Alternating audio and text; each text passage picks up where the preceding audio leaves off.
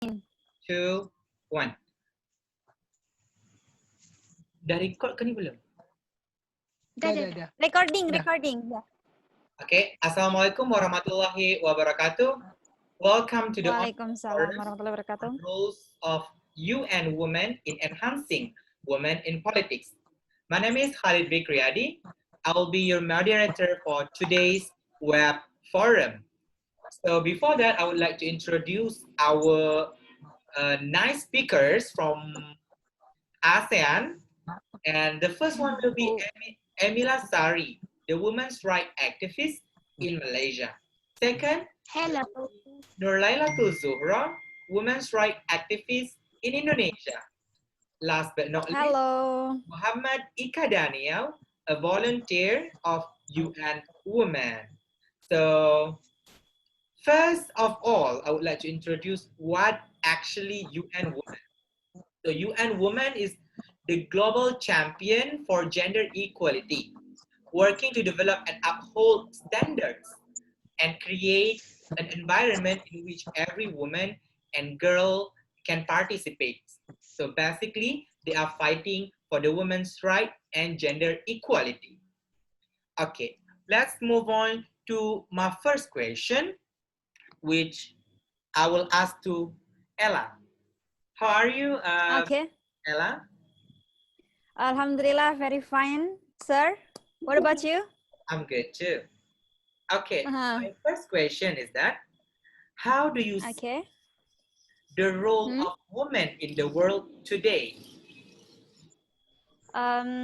Okay. First thing first, I would like to give a brief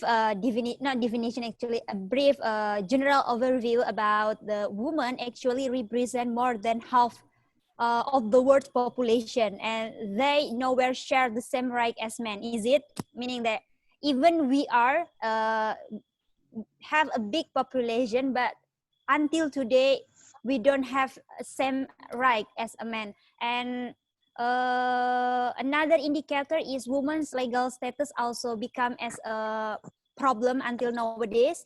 The legal provision of the right does not guarantee the equality, but it is an essential prerequisite for women's full participation in politics, economic, social, and cultural development, from which equality can follow. So here I can see that the role of the woman in the world being limited by the governments, because also in the right of votes in the election also being limited. Some countries also not allow the woman to get participate in the politics, even to vote also being restricted. And also in terms of government, most government are governed by men, and nowhere do women hold more than a minority of seats in national legislature. In many of the countries where they appear to have a greater voice, the legislature they serve are in effect of powerless or symbolic. I mean, there is a legislator for women, but the women there as a symbolic only. I mean, the quota of women in legislature also being limited, especially in Indonesia. If we see the member of parliament in Indonesia, most of them are men, and just a few of us come from women, because they think that women can represent the aspiration or even can be a good leader in the age of in the eyes of the people. But actually for me it's not true, because for me being a leader is not merely talking about the gender. Everyone is equal as long as they have a criteria, they have a qualification, so everyone is able to be a leader. That's for me.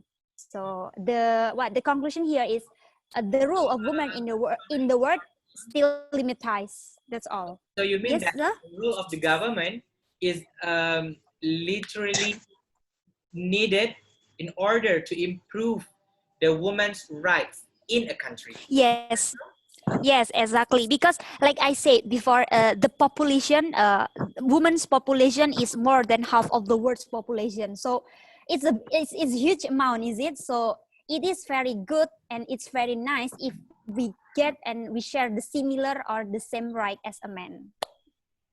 Very That's nice, also. Ella. Thank you so much. It's a very nice thought Welcome. from you as an activist from Indonesia. Mm. And Mm. my second question will be to Emmy, Sister Emmy. How are you, Yes. Sister Emmy? Alhamdulillah, I'm fine. How about you? I'm fine too. I know that Alhamdulillah. time zone is different. I think all of us Yes. has Mm. different time zones, right? Yes. Okay, my question will be, as a woman activist, Mm.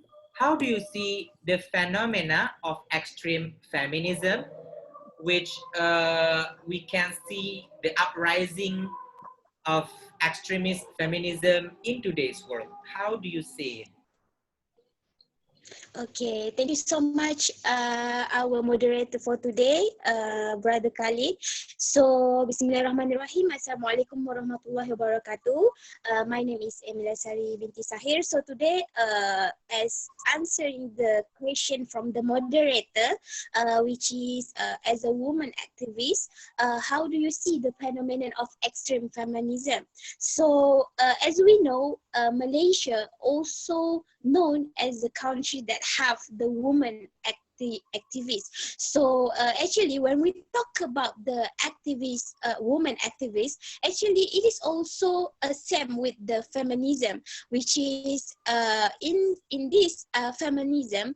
Actually, the real feminism is protecting for the equality, and not only protecting for the equality, but also support the women and who do not have access to item they need as a woman. So this is how the woman activist should be. And I think, for example, they are also help to protect the equality, only for the not only for one people but to all the women, for example the transgender woman and also the woman color. So this is how they help to protect the all the women in all over the country, and especially in Malaysia. So I think that when the phenomenon of the extreme feminism happened, so for me as an activist from the Malaysia, I do not agree with all of this, because we know that when we talk about the activist feminism, it is to help. We have the aim to help the women in all over the country. But then when it happened like extreme, because when we look at nowadays, when something like become extreme, it is can give a lot of impact, not only for to one people but to all people over the country. Because for example that I can give, when we have an extreme feminism, they will have a violent to each other.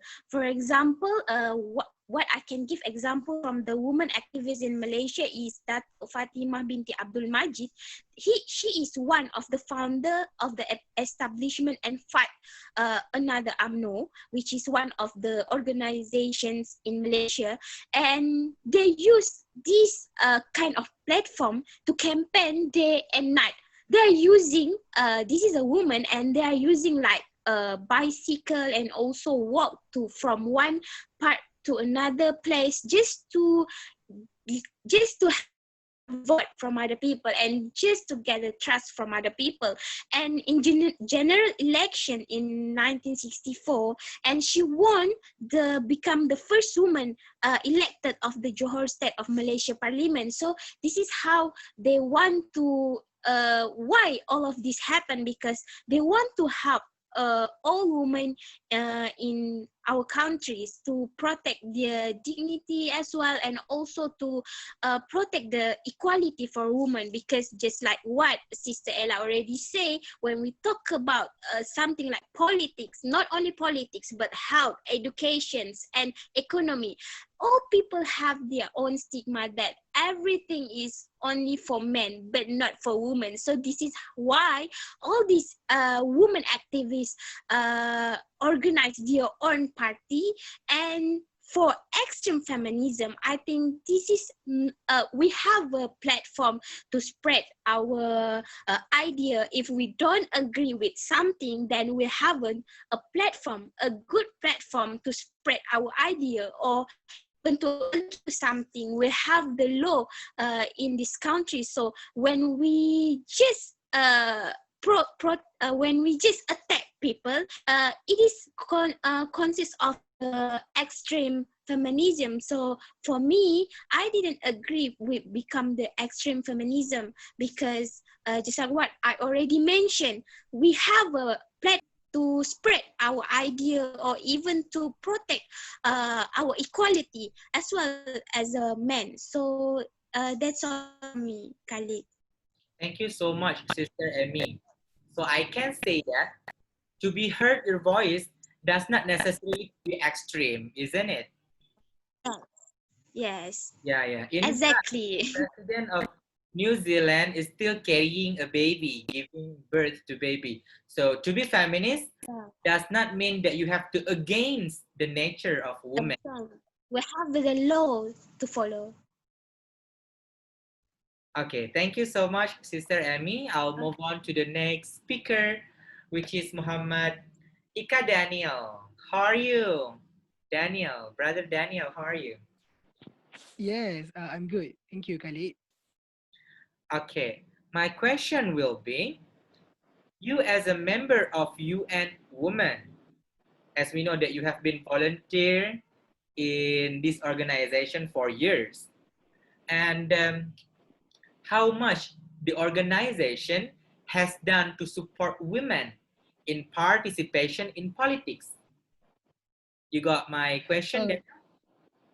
Uh, yes, I got your question. Thank Okay, you very much, Khalid. sure. First and foremost, I would like to thank the Research Institute for inviting me as one of the speakers for today's topic. This is a very interesting topic to be discussed. It is an international debate worldwide, in which we talk about the gender equality, especially in enhancing the women's participation in politics.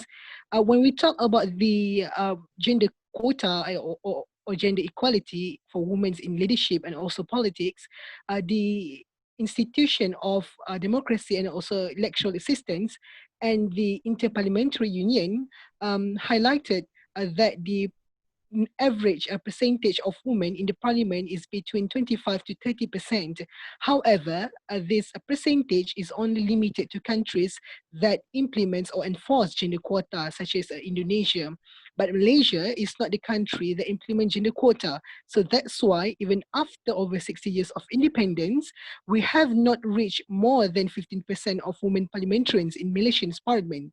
So the UN Women has advocates for parliamentarians to increase the number of women leaders and representatives. So through the UN Women, we have outlays and also conducted several progressive and also impressive activities and also actions in order to enhance the women's participation in politics. In this case, I will give you three examples.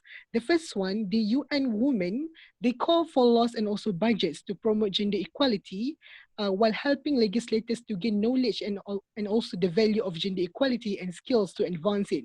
And the second one is the UN women also have conducted several and also numerous policy dialogues to inform the legislative agendas and also women parliamentarians on the importance of women's participation in politics. So if you follow the social media of the UN Women, especially the Twitter, they have conducted weekly lectures or online forums or debates inviting all the parliamentarians all over the world and also across the globe to give their opinions and also ideas on the importance of a woman's participation in politics. And the third one is also about the global partnership. So as we know, UN Women as an international organization have also integrated and also formed a very good relationship with other international organizations and also parliamentarian associations, such as what I mentioned just now, the Inter-Parliamentarian Union and also United Nations Development Program, in which through these programs, they bring together women leaders from across the political spectrum to join and also lobby for common gender-related priorities. So these are some of the examples of what the United Nations for Women have done to increase the awareness of the people on the significance and also importance of a woman's involvement in politics. However, one could also argue that to what extent that these roles and also actions taken by the UN women can effectively and also efficiently give impact in increasing United Nations, in increasing a woman's participation in politics. So this is the introduction that I will give you about the roles of women, United Nations for Women. Thank you so much, Brother Daniel. I think we got a lot of information how the UN Women actually works in order to enhance women in politics around the globe. Okay, move to the previous speakers. Ella, can you hear me? Okay. Um, do you believe that women can lead better than men? If it is so, who is your role model? You got the question? Sorry, Ella, I couldn't hear you, Ella. I couldn't hear you. Your voice is... Okay, sorry.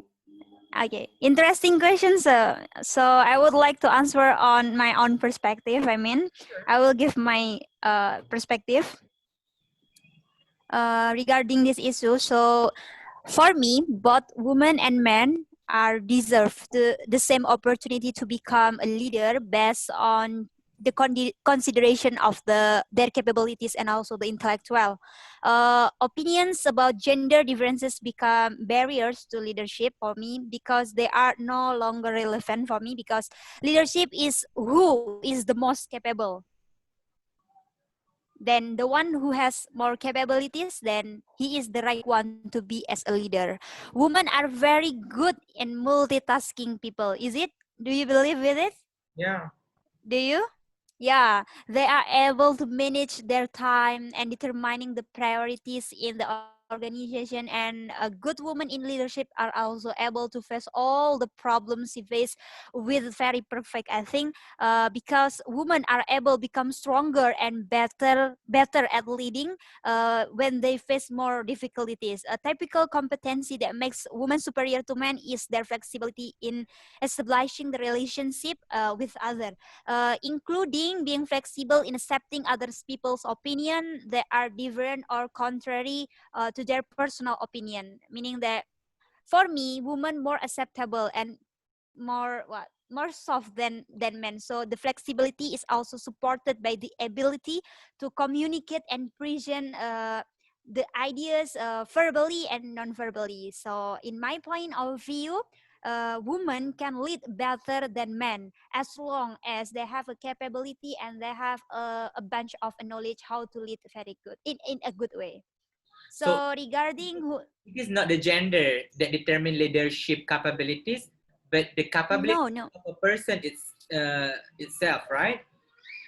yes, is it the Yeah. capabilities of the leader itself. So gender is not the matter anymore. And if we talk about the gender, is the topic no longer relevant anymore. So come on, we already live in the modern world era. So please don't talk about gender. Men and women are equal for me. Yeah, as long as we have the capability to do so, why not? Is it? And So who is your model? my role model, I admire many women's leader in Indonesia, but the most favorite is Susi Pujiastuti, the Minister of Marine Affairs and The Fisheries. minister Uh, of what? Marine Affairs and Fisheries. Ah, okay. Okay, Susi Pujiastuti. For me, she is very amazing. She is very straightforward, and she is very adorable. Oh my god, I very admire her, and I want to be like her someday, inshallah. So, And the other one, I have Ibu Retno Marsudi.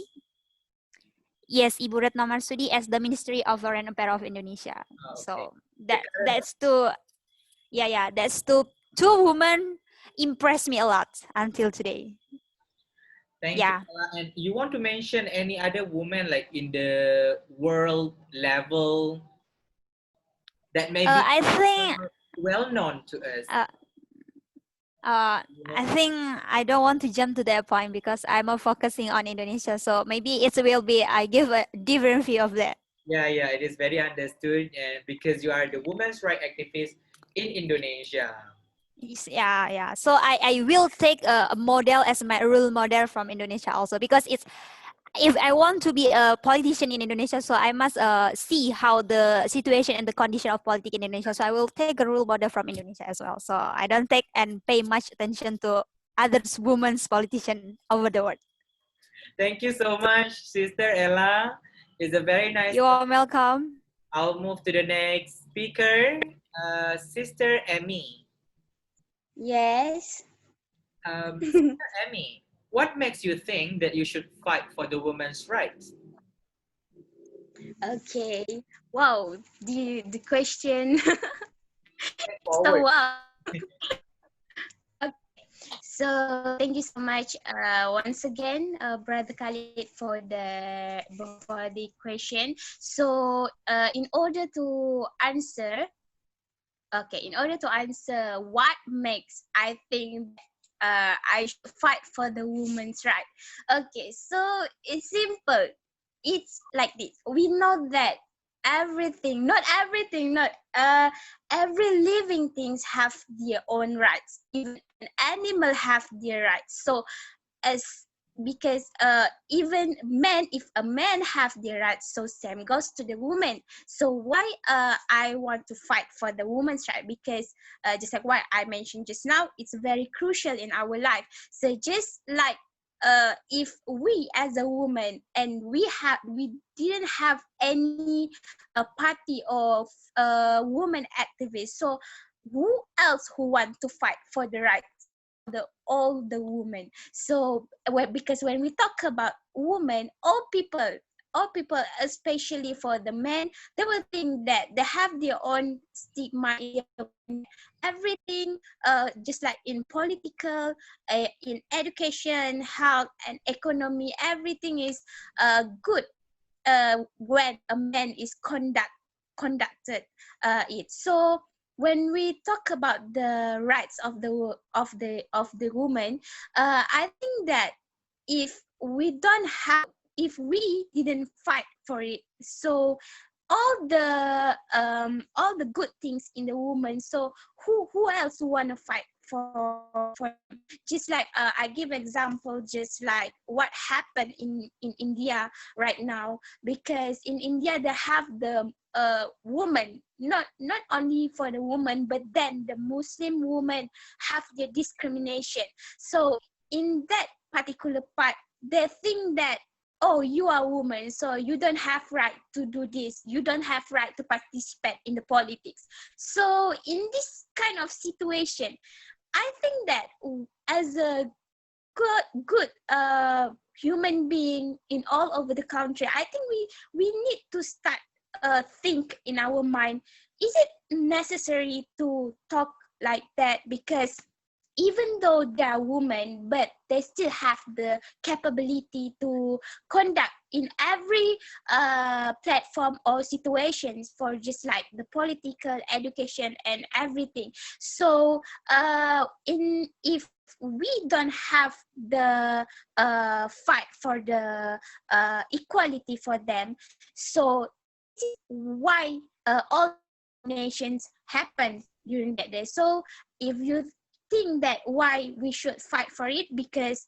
when we fight for the equality for the woman, in the Al-Quran also state that a man is to lead the woman, not to like oppress them or pressure them. So we know that we can't deny that everything in this world, even it is stated in the Al-Quran that man is the best human being. But then, even though that told like man is the best, we cannot like just give up to the rights of the woman. So that's all, I think.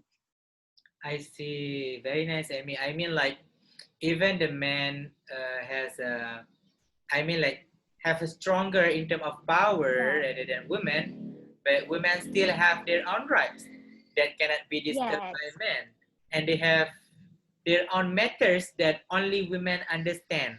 Right? There is one quote Yes. saying, "Only women understand women." Woman. Okay. Thank you so much, Sister Amy. And now I'm going to Brother Daniel. Okay, just now Amy fights for women because he is as a woman. And now you, Brother Daniel, what makes you think that you have to fight for women's right instead of men's right? Thank you very much, Kelly. It is very impressive and also interesting to listen to the views given by Nur Lailatul Zuhro and also Emila Sari. So, me myself, I have been engaging in the world of gender equality, especially on the women's rights, for several years, and I have also conducted some research and produced some research on this topic. And the first thing that I view myself in the topic of gender equality, first, I am a Muslim, and second, I'm a man. Because when we talk about the topic of the woman in politics, not only among the Muslim society, but also among the Western society, we have been experiencing a deeply rooted patriarchal system and also a strong politics of masculinity, in which politics is deemed as a field of men, in which this is the main thing that we need to change. Even I myself as a man, because when we talk about Malaysia, Indonesia, and also countries across the globe, who is the top leadership and also who is the administrators and also the leaders for political parties mostly are men. If we take the case of Malaysia, the highest position possessed by women are the head of for the women's wing.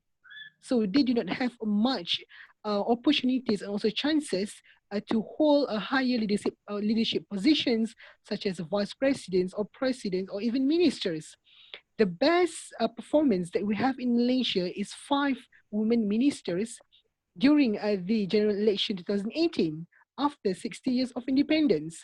And when we want to achieve the 30% of women's parliamentarians in Malaysian parliament, is still a very long way to go. So this is why I myself as a man decide to engage in all the voluntary activities and also all the activities um, conducted by the United Nations for Women, in which I also would like to emphasize that a woman with equivalent level of education and also equal level of competency at par with men should be given equal opportunity and also chances to involve in politics, to hold high leadership positions in political parties, in parliament, or even as a minister.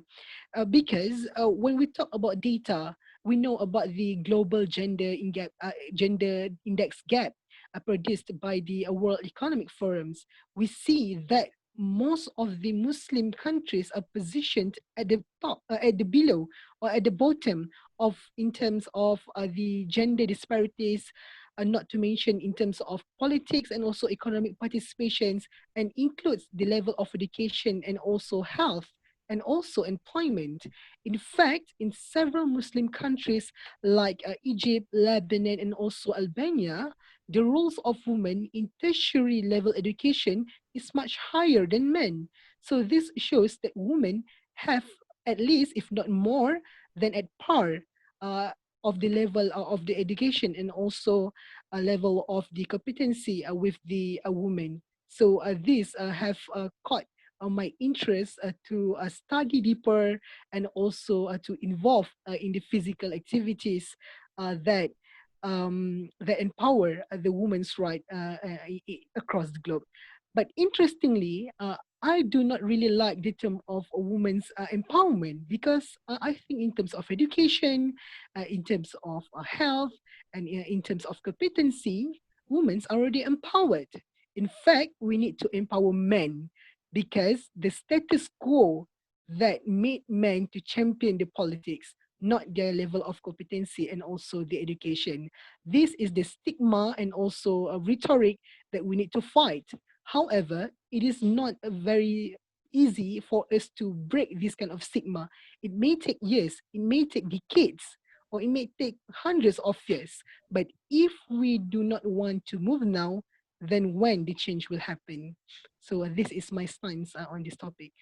Very interesting answer, Brother Daniel, when you say that it's actually the stigma from the society that make think men more capable than women, isn't it? Very interesting. And it is very difficult to remove this stigma from the society, I believe. And from that answer, so we have arrived to the end of our online forum. And I would like to thanks to all of the speakers. Thank you so much Thank you. You're for, welcome. Thank you Thank very you so much, Khalid. much. and I would like to close our online forum for today. Wabillahi taufiq wal hidayah. Wassalamualaikum warahmatullahi wabarakatuh.